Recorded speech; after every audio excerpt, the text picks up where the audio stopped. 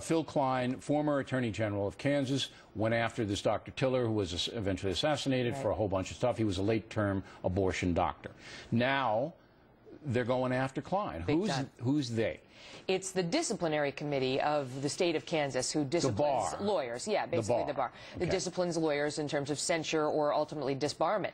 And it's a panel of 3 people who were appointed by the Supreme Court in Kansas, which is a largely political body that you get appointed to the Supreme Court out there.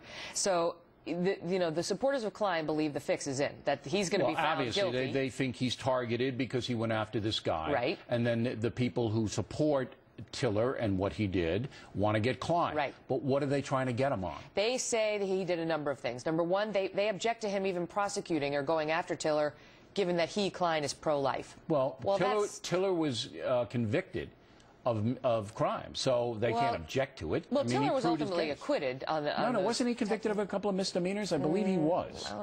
I can't remember. He was acquitted on the main thrust of the charges. But he was convicted of some of it. But listen, their point is you can't even go after him if you happen to be pro-life. That's bull. All right, so that's number one. But isn't that bull? So if you're a pro-life prosecutor, you can't... My understanding of the ethics rules, no, there's no conflict of interest because you personally have to disagree. So that's bull, number one. Number two, they believe that he misled the Supreme Court, although there's a question about whether they're pursuing him on that. They're upset that he came on your show and talked about the case.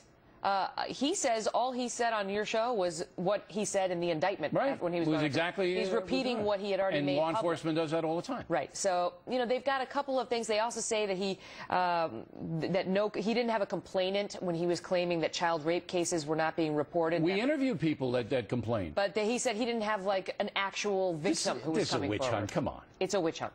It is. It's a witch hunt. It's disgraceful.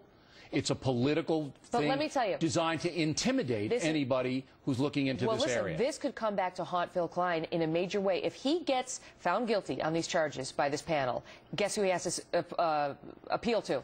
The Kansas Supreme Court. Who appointed these morons in the first place. They've had it out for him from the beginning. Half these judges on the Supreme Court, more than half, were appointed by Sebelius, who was a very pro-choice governor who didn't like Phill Kline.